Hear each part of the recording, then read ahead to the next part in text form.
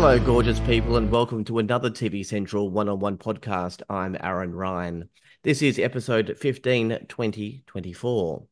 I was actually there as a bold, new six-part ABC documentary series brought to us by the team behind You Can't Ask That.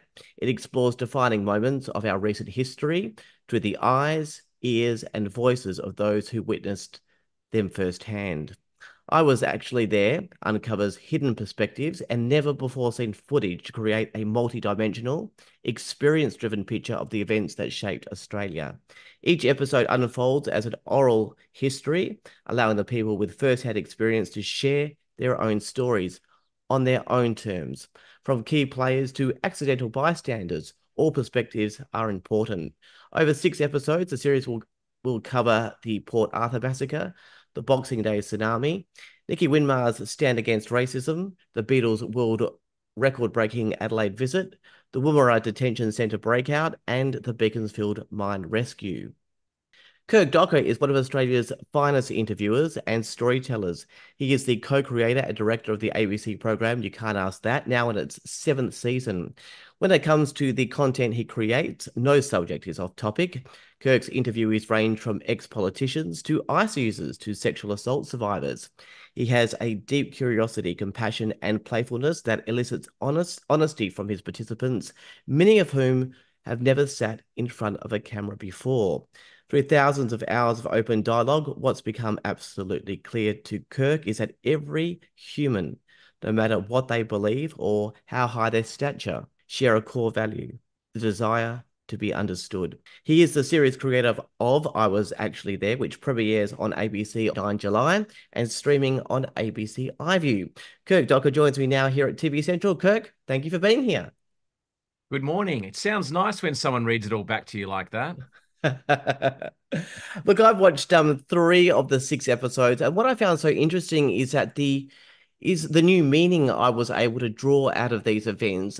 Look, I'm pretty well versed on the general events of each story, but the storytelling was so exceptional that I felt engrossed in the lives of the people that were the heart and center of these events.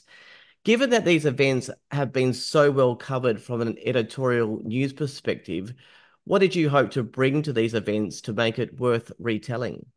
You know, it's interesting you say you got new meaning out of it, and that's music to my ears because the second part of your question, I had some fears about too. These things have been covered. Have we heard it all before? What's new? And I will ask you after I finished answering what new meanings you got out of it. You're not going to get away with just asking the questions yourself. But for us, way back when we did an episode of You Can't Ask That on disaster survivors, and I remember sitting in the room with a woman who had been at the Port Arthur massacre, and she told her story about what it was like to personally be there, how it impacted her over the years, how she'd become, in a way, obsessed with this event, and she'd collected lots of materials and read about it and learnt about it. And I realized I'd never really heard that perspective before. I feel like I'd seen the perspective of Port Arthur via, say, something like 60 Minutes and, you know, the caliber of bullet and rifle and what happened with the shooter and where he's at and what's happening with him in prison. Or was the other sort of aspect, it was a reunion, a lot of hushed tones, a lot of deep reflection and sadness. But I didn't really feel like I understood what the experience was like to be there. And that seems to be the case with a lot of history. You hear about something, you can read about it in the news or look at it on Wikipedia, and you can get the facts of it. But what was the experience like to be there in person, to experience it? How does it change you? What does it do to you? How do you reflect on it years later? Does it have some profound impact on your life or doesn't it? And I sort of thought, or our team thought in general, if I was sitting next to any one of these people at a dinner party who had been at any one of these events, you'd want to ask them, what did they see? What was it like? And that's really what the premise of this show is about, understanding the experience of being there in person and how does it feel to be there? And this idea of, if you or I was standing next to each other at any one of these events, we might look at it completely differently. And this idea that two of us can look at the same thing, yet what we take away from it can be quite different, and we can both be right. So Mm. it was about looking at the murkiness, the muddiness, understanding history through the lens of those who were there themselves, as opposed to reading about in the history books. Yeah.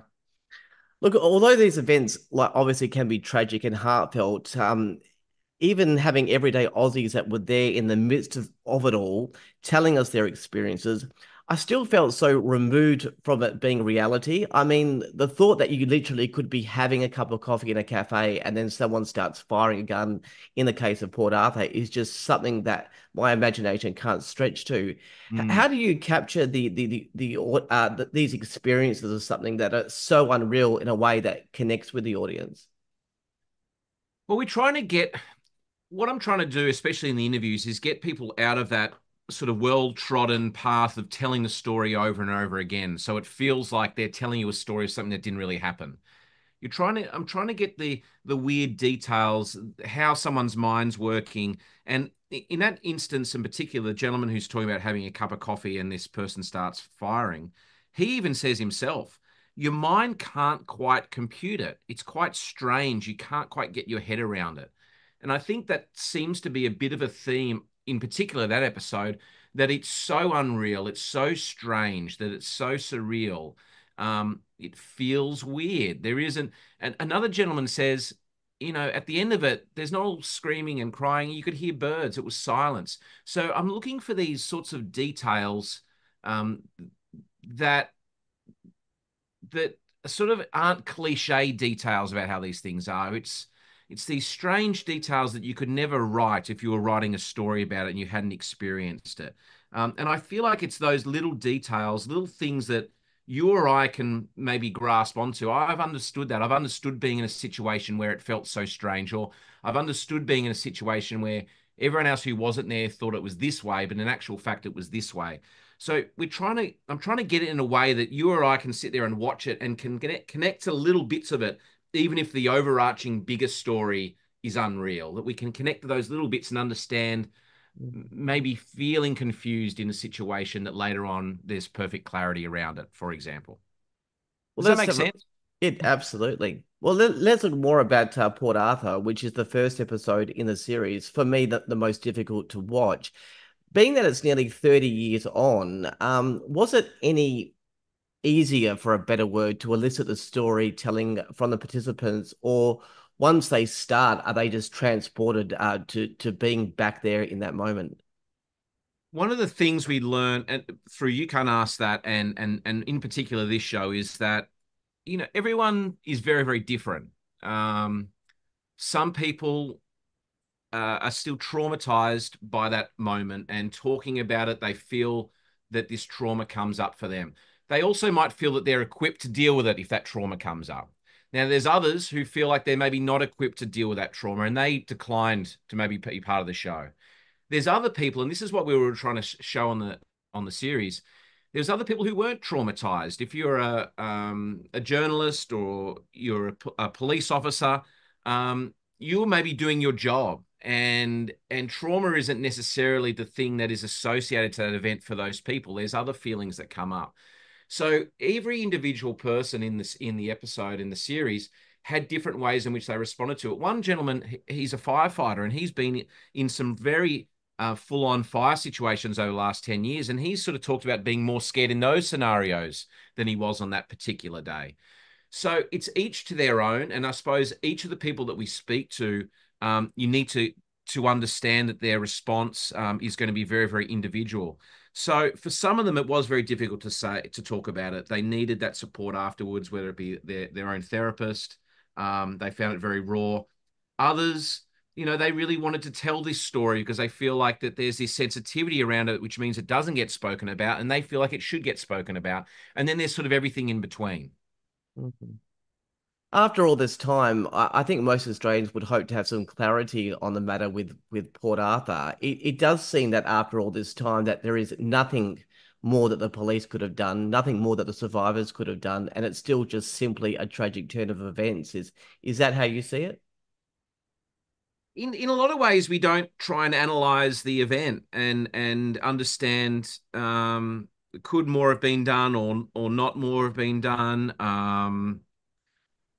When really what we're trying to do is understand what it's like to be there in its messiness. So from talking to the people that I spoke to on the day, it was in some ways a bit of a freak occurrence. They're there just doing their thing, and this gentleman decided to do the actions that he did. They were in a very remote part of Australia. The response from emergency services and otherwise were as fast as humanly possible. It was 1996. Mobile phones and phone coverage was very limited. So, um, by all accounts, things were learnt from that event and the way that, and the sniper, our sniper who's in it, he'd come across from Victoria, because they didn't have that support in Tasmania at the time. He was flown across and whatever. So I think, like any moment in history, changes and learnings happen off the back of that moment. But in the moment itself, it seems like everyone drops all their prejudices about what's going on for them in their life and just digs in. And that's what one of the paramedics, I'm sorry, the GP talked about. She says, in moments of crisis, humans just do the best that they can. And that's what seems like it happened on that day. Humans just dropped everything they could and did the best that they possibly could to help in this sort of freak occurrence. Just a small note, there was no mention of the gunman's name in the episode. Was that a deliberate strategy to not give publicity or fame to the individual?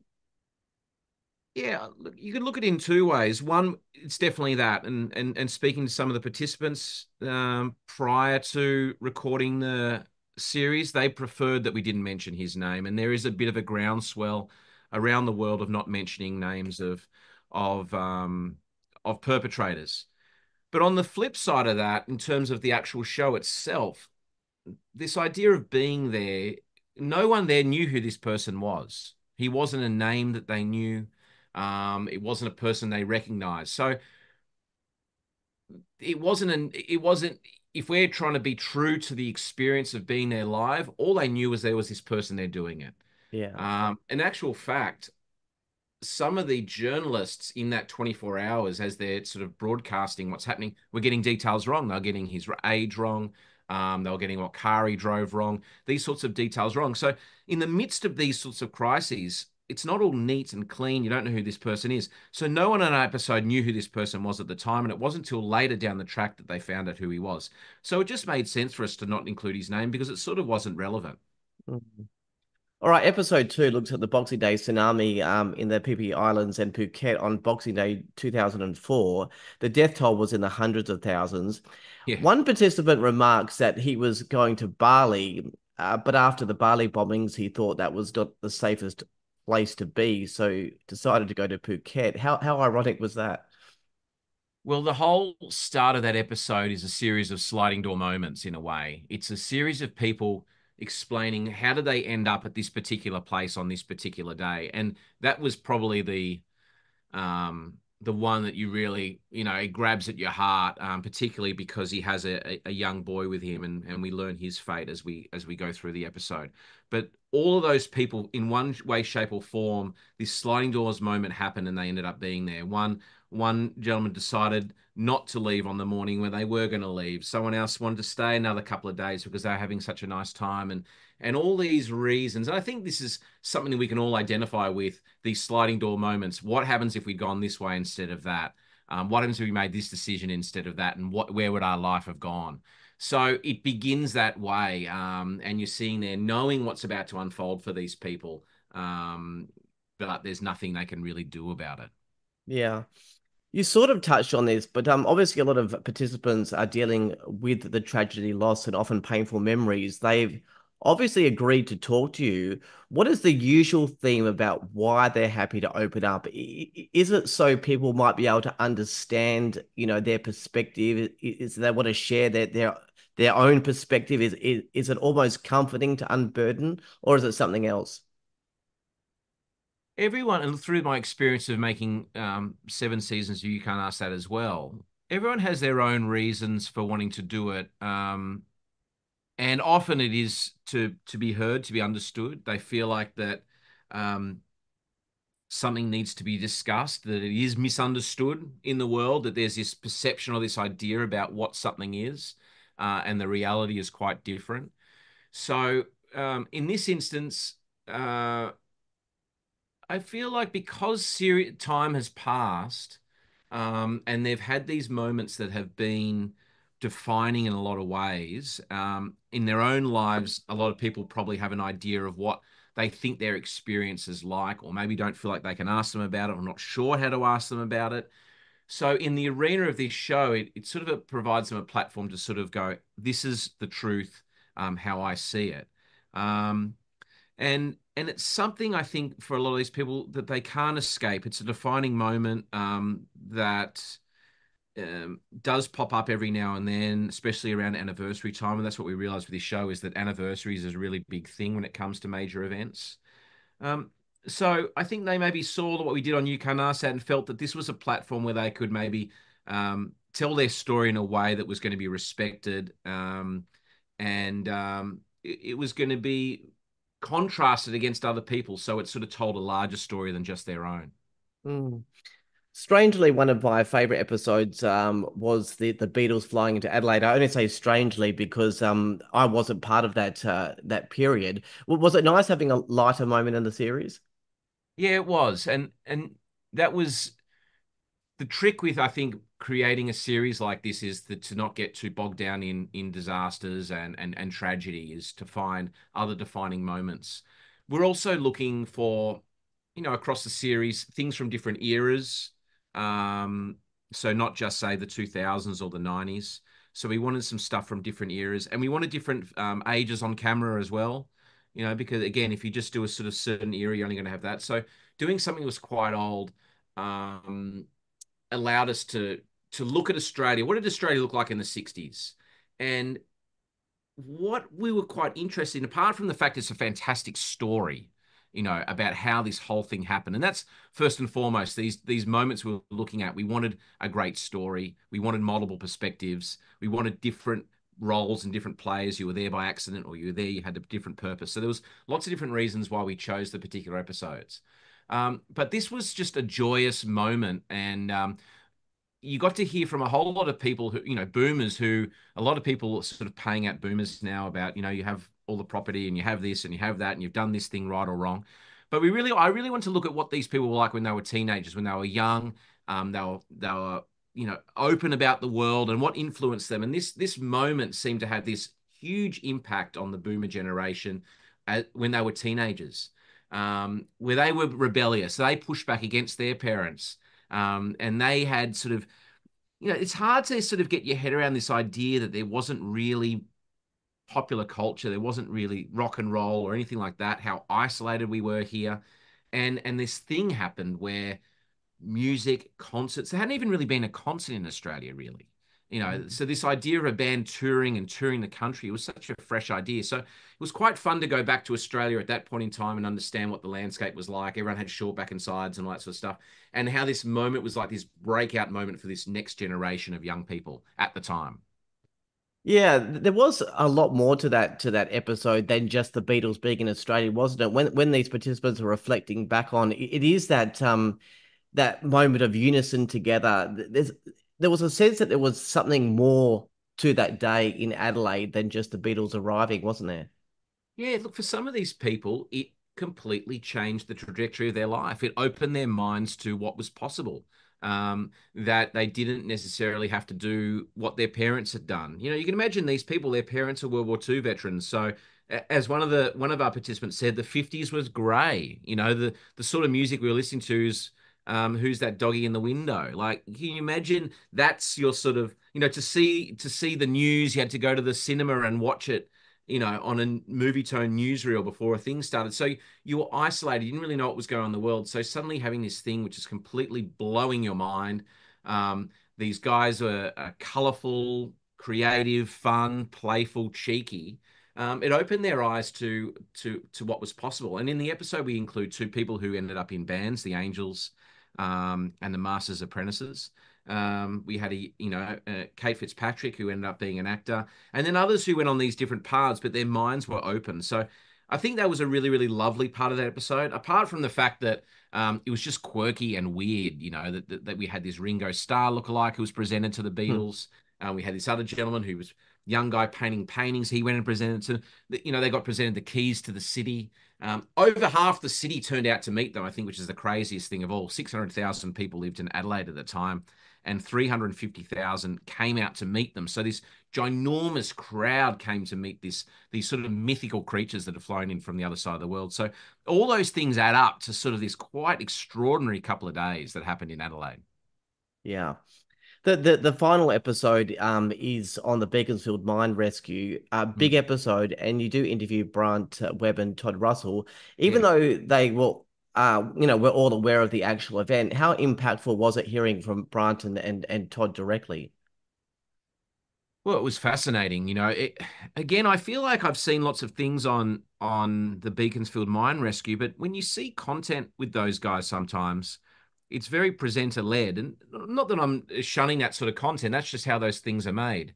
Especially in current affairs, it's very presenter led, and they'll summarize the scenario, and then they might cut to Brant and Todd for a grab here or there. In this instance, it's just those guys just telling their version of events. And so for me, to be able to sit down with them for a couple of hours and then run through it all, and not just the moment itself, because we often just get caught in the moment and we've heard about the moment, what it was like to be trapped underground, all those sorts of things. But what was it like for them in the days, the weeks, the months, the years afterwards, and how it's still Mm. impacting them now? And it is still impacting them now. And this is something we don't often hear about in these events. We hear about the moment, but we don't realize that 20 years on or 30 years on, it's still impacting people. So hearing from those two guys was fascinating, of course. This episode is all about locations. And that's what this show, in a lot of ways, is about. It's about being there. What was it like to be there? But in this instance of Beaconsfield, there's three theirs. There's the underground, almost a kilometre underground, which I don't think everyone remembers that they were so far underground. A kilometre underground in complete darkness, 6 days before anyone found them. So they were sitting there in darkness for 6 days, not knowing if they were going to be rescued or not, hearing blasts of explosions around them as this rescue's unfolding, not sure if rock's going to tumble in on them. So there's this location. And then there's the location above ground, the miners, as they're trying to work out how the hell do we rescue these guys or even find out if they're alive or not. And then there's sort of the town where this media comes in and the townsfolk, and they don't really know what's going on inside the rescue. And of course, they know what's going underground. So there's these three places where they're all operating separately and bits of information are coming in and out between them. So what we're trying to do in the show is give you these three locations, what was going on underground, what was going on in the rescue, what was going on outside in the town as they're trying to compute what's happening on the other two locations, and Yeah. how all three of these worlds intercollide. Mm. Well, we hear from Trent Russell, Todd's son, who was a 12 at the time. He would be 30 now. Mm, That would be a special moment hearing from him, and also Brant's daughter Zoe. It really mm. shows the rolling impact of that these events have. Were you looking to show that perspective, as in, the ripple effects of emotion of a major event like this? Of course, that's we like putting on faces on camera that you don't normally get to hear from. And also in the episode, we have a local townswoman who was interviewed at the time, and she reflects on it, and she was really impacted by it too. But in terms of the kids, you've rarely heard from the kids. And Trent was quite young, and he makes a fantastic point. He says that my dad was younger than I am now when he got trapped, and it's sort of bizarre for me to think that. And he talks about how their relationship has been fractured, and how he's struggled with that, struggled to understand what his dad has gone through. But on the flip side, thinking about the idea that he's actually older now than when his dad was when he went under, he can sort of go, God, he was only young. And it's hard to get your head around it. So again, it's those conflicting feelings, the messiness of these events. It's not just like, oh, dad got out, everything's fine, everything's fixed, he's alive. As another miner said, they'd almost come to terms with the idea that his dad was dead. Then they found out he was alive. Then they didn't know whether he was going to be rescued or not, or whether he'd get out of there alive. Then he got Mm. out of there, and everyone assumes that everything's going to be fine. But then these problems start coming out because these guys are trying to deal with this crazy experience they've gone through. So hearing from the son and his perspective of it is fascinating because we've all imagined it. We've all had parents who have gone through stuff, or brothers and sisters, and been on the other side. And that is an experience as well that often we don't hear about is the people on the periphery. And I think that stuff is fascinating and something we can all connect with. Mhm. So just overall, I gather the main difference between You Can't Ask That and I Was Actually Here was the storytellers were obviously more linked. How did you approach this show differently to You Can't Ask That? Oh gosh, lots of ways. In a lot of ways, we thought it was going to be a similar show, and find a series of people who are united by a label, essentially, and ask them all the interesting questions about what that experience was like. But in this instance, it's a combination of getting those facts out of them. What do they remember? What impacted them? Rather than just getting a smattering of understandings about a particular person. Um, and and then so we need to hear those facts, but we also need to understand how those facts ultimately impacted them. Um, but then we worked with archive. We the people that are at these events sort of aren't an endless number of people. There's a limited number of people who are there, so you know you finding the right mix of people there was quite challenging. On You Can't Ask That, we went, okay, we'll choose 8 voices. They're all really different from each other. On this, it wasn't as simple as that because the show is chronological. It starts when the event starts and sort of end when the event ends. There's people that come and go out of the event. So within the episodes, we have people that might appear for a short amount of time and they might disappear as their involvement ceases to be involved in that day. So the number of people involved in the episode wasn't as simple as just going, we'll just choose 8. We needed to choose a range of experiences. And when we also want to find a range of impacts, we didn't want everyone to sort of say, oh, I'm fine or I'm completely damaged. We wanted to find a series of different. So there was all these extra elements that we had to find. So I suppose it took all our experience of making the previous show, but we added all these new ingredients to the pot, which was a fun challenge. It was a great challenge, particularly working with archive. Um, but it means I feel like it's quite a different show at the end of the day. I don't know. How Mhm. did you find it? Did you find it similar or different to You Can't Ask That? Yeah, I think quite different for me. I think you're just sort of chopping and changing between different people's experience in You Can't Ask That, and then just having that I don't know, this one experience where all of those people, even though they may not have been literally together, they shared this one experience together. And I guess the storytelling comes across a bit different for me. Mm. What we really tried to do was keep in some irreverence, keep in some humor, and I think that's one of the things that we really pride ourselves on. You Can't Ask That was not being too stiff. That life is weird and strange and funny in awkward places. And we tried to make sure that we kept some humor in this stuff. This stuff could have been very serious, very sad. And although there is definitely that element of it, we tried to keep in some playfulness and weirdness because that's how humans deal with stuff. Did you find that yourself that there was some humor where you weren't expecting or some lightness or strangeness that maybe you weren't expecting in an episode like this? Oh, I don't know, like because of the tragic tragedy of the events, I'm not sure that I saw too much humor, but some of them, especially when we're going back 20 or 30 years, are reflecting in a different way. And like they can look at it a bit differently and there's a bit of sense of humor in that. But I don't Mm. know. I think I was so caught up in all of the emotion of the actual event and their experiences in that I might have missed some of the humor. Well, look, they're not like, huge gags, but they're just little moments. And like for me, even if I think about the Port Arthur one, the chef, Bridget, she's got quite a dry sense of humor. And at the end of her, one of the things she says at the end is she wanted to go back and work as a chef in the restaurant. She said, because my life wasn't going to be defined by anything this stupid man did, you know. And she said she was working back in the restaurant, and her friend said to her after a period of time, she said, if my car was behaving the way your head was behaving, I'd take it to a mechanic. She Yeah. said, enough said. So I went off and saw a therapist. So I suppose, as much as that's a joke, I suppose I like that sort of take. It wasn't like, oh, I was so damaged and blah, blah, blah, that humans are quite different in terms of how they take it. In her case, she was behaving like a broken down old car, as her friend said, and she felt like she needed to do something about it. Others, it was far more obvious as to, what their experience was afterwards, relationships broke down and all that sort of thing. So I suppose that's what we're looking for in that this sort of complexity of human response is not as simple as this was bad, this was good, etc. As we get towards the end of this podcast, let's get a little bit personal, Kirk.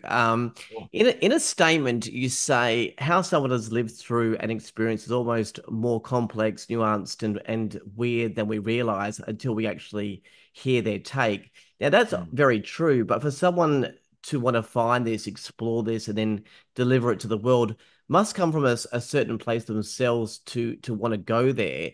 Is there a personal story in all this? Times when you were perhaps misunderstood growing up or within a relationship, or perhaps people took a different side from you without knowing the full story? I think I've always, it's particularly when I was a teenager, I was often a fish out of water. I was put in scenarios where I felt awkward or out of place, changing schools, this sort of thing. And um, this idea of, one of my favorite questions to ask people is, what do people get wrong about you? And I feel like this is a very common thing for all of us, that we're seen as something that we sometimes don't feel like we identify with, or people don't quite get you, or there's this little hidden part of you that you'd like to celebrate, but for some reason it gets overlooked.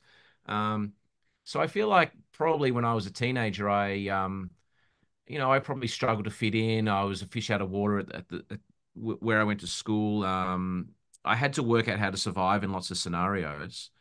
And I think that ultimately has really helped me, one, be able to empathize with people in situations. I feel like I'm very observant. I could see what was going on for people very easily. I could put myself into their shoes very easily because I often felt like, um, you know, I didn't quite fit in. So I could see maybe others who are in that same situation as me. And then I also had to work out how do I survive in these scenarios? How do I get along with people that maybe are different from myself, and adapt and change and ask questions, and be curious about different worlds. And then when I realized that that actually is quite an exciting place to be, um, the world sort of opened up. That if you are curious about people and scenarios, and ultimately that they are probably just as awkward and out of place as you are, um, and you can find that common place, then you can start to fit in anywhere. And that has become sort of the great driver for me to be curious and understand people and worlds, that I don't understand, or that I'd like to understand, or maybe people turn their nose up to. It's like, well, why? What's interesting? Obviously, you're doing that for a reason. What am I missing out on? What can I learn from you? And um, I, I don't know if I'm actually getting to answering your question here, but I suppose what I really love about doing all this stuff is that I get to have these people sit in front of me, um, and through sort of care and love for them and their story, get to ask them about themselves and learn from them and learn from their wisdom. And isn't that what life's ultimately about? Is about to have deep connections with people and learn from them and learn from their life. Not in a voyeuristic way, but in a caring sort of way. So, um, yeah, that I suppose that's where I came from feeling like, I didn't fit in and didn't belong, to realizing that actually you can belong anywhere if you can find those ways to connect with people. All right, second last question, and I'm guessing you've been asked this question a million times before, but let's go with it. Okay. You can't ask that. A zillion questions have probably been put forward to you. You've covered politics, sexuality, race, everything. Has Hmm. anyone put some questions forward and you've said, you can't ask that? No, we just can't cover that. There would be some irony in that, but also it is television and it is governed by standards. Well, no. Look, I would answer that question two ways. Yes, in some respects. Sometimes, because particularly we'd ask questions from the public. submit your questions. And if you've ever been online and you've seen how people leave comments anonymously, they feel like they can say things that they wouldn't say in person. Yeah. So so there were occasions where people would send us questions which were basically just insults. They would insult someone and then they'd put a question mark at the end. Um, and it would show their prejudice towards that particular group of people. So, they might ask, say a politician, why don't you just tell the truth, you asshole, or whatever it happened, on, with an insult. So for us, they weren't questions we felt like they could ask. The show is not about insulting people. Mm. The show is about being curious, about asking questions that you typically feel like you couldn't ask because it, it might be insensitive to this person in terms of prying into their life. There definitely were times where we had questions that we looked at that question and went, that that is a pretty full-on question to ask that person. That um, is that going too far, to pry into their life? And I'm not talking insult here. I'm talking about the question itself. But in the room, in the producers' room beforehand, we had to keep reminding ourselves, no, that's the show. It's called You Can't Ask That. And the more we feel awkward about a question, the more we feel like we should ask it, even if you're looking at on that card going, geez, it's a pretty rough question. And always the first person that had to answer that set of cards, I was very, very nervous going into asking them that set because we hadn't tested them yet. We don't test them on anyone. We don't pre-ask anyone the questions. So the first person that goes through that set of cards, they're really the dummy. And we always tried to put someone first who we felt like was probably the most robust. That if they pushed back on something, they would probably be the most robust to answer those questions. The thing is, two things out of all those tough questions.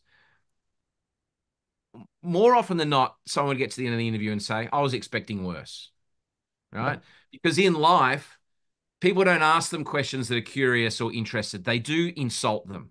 The questions they are getting insults. So they were expecting worse. Secondly, if there was a question in there that was something they felt like you couldn't ask, they always had the option, and I would say it to them before the interview, if there's something you don't want to ask, just say you don't want to answer it. Now, if they said to me, I don't want to answer it, that gives me an opportunity then to ask why. What is it about this particular question that you don't want to answer? So for me, that actually becomes a really interesting path of questioning, asking question, unpacking why is this an inappropriate question? What is wrong with this question? Why shouldn't I ask it? Blah, blah, blah, blah, blah. And what would happen then is they would start telling me, well, the reason you can't ask it is because of this and because of that and blah, blah, blah. Now, often at the end, if you went down that garden path, I'd get to the end of that and say, now they've understood all that. How would you answer that question? And normally at that point in time, they would answer the question because I've understood why this is a challenging question. I've unpacked why this question is so terrible. I'm understanding it more from their point of view than previously. So now they feel more comfortable to offer up the truth. Mm. So uh, it's a long way of answering it, but generally, no. Every question that we thought we couldn't ask, even if we were nervous about it, we went ahead and did it because that's what the show was. And I think that it was pretty rare that if you watched an episode of our show, they didn't ask the hard question. Um, I challenged someone actually to say to us that we didn't go there with any one particular group. We really, really tried to make sure that we did. Yeah. All right, finally, and just as we loop back to I was actually there, I do notice in the episodes that you do have a range of perspectives. It's not just survivors as an example, which you could have really done an episode just looking at survivors. I mean, that would still have been a good episode. Why was it important to cover such a range of experiences? Look, right from the start, that was our ambition. That if you were there, whether you were the cleaner, whether you were the prime minister, um, your take was valid. Um, it, So much of storytelling in our world is from the main people, the instigator or the survivor, the person who's had the most tragic moment. But what about every other person who was there who witnessed it? What's their take? How did it impact them? So we're interested in the range of experiences. That was what was most exciting for me about this show, is that we weren't just going for the victims or the most obvious characters. We often said, do we even need Brant and Todd in Beaconsfield? Can we tell it without them? Because we've heard their story. What about all the others? It doesn't necessarily pan out that way, but for us, it was this range of experience that was really, really important. The people who were haunted by it, the people who were doing their job, the people who were there by accident, the people who are in the midst of it. All their stories were as important as each other, and that's what we're trying to say. And as you watch the show, we don't even put people's names up or their roles. You don't find that out till the end. What we're trying to say to the world is that everyone who was there, their experience is valid. What they saw was valid, and we're interested in it. You know. Mm. Well, what a great series, Kirk. I definitely learnt a lot from the series, which I wasn't expecting. The learning part. It all kicks off on the 9th of July on ABC. Very well researched and a great mix of shared experiences, emotion, and perspectives. And thank you for your powerful way that you deliver the storytelling. Yeah, thank you. Can I just mention one last thing? Is what we're doing this series, what we've never done previously before, is we have a companion podcast. So for every episode of the show, we focus in on one of those particular participants and we tell their story in greater length. So um, on the Port Arthur massacre, we have Craig Harwood, who's the sniper. So even though he's in the episode only for a couple of minutes, in the podcast, you get to hear sort of a 40-minute version of his story, and he tells all these extra bits that we can't include, that we've had to edit out in the series. It's fantastic stuff. In the Boxing Day Tsunami, we focus on Rebecca Giles, who was caught up in the way, when we hear about what happened to her in more detail. In the Beaconsfield mine rescue, we hear Todd's story in far more detail. So we're really excited that these incredible interviews that we do in the series, and only a fraction of them actually make the show, that you get to hear from one of these people in each episode in far more detail. And it's been beautifully done by the ABC, music all the way through. Really, really interesting way that they've done it. It's not just sort of a Q&A interview style. It's sort of this beautifully told story. So we're very excited that we've also got the podcast, companion podcast to the series as well. Yeah, absolutely. Thank you so much again, Kirk. No problems, mate. That was Kirk Docker, series creator of I Was Actually There, premiering Tuesday, the 9th of July at 8 p.m. on ABC and streaming on ABC iView. And Kirk beat me to it with the outro. I should also mention that all episodes will be available to stream online from the 9th of July. And there is that accompanying podcast on the ABC Listen app, with all 6 episodes available on the 9th of July. That's it for this podcast. For all the latest television news, streaming updates, cinema reviews, ratings, guides, and podcasts, head to TV Central at tvcentral.com.au. But for now, I'm Aaron Ryan. Thanks to Kirk Docker. Bye for now.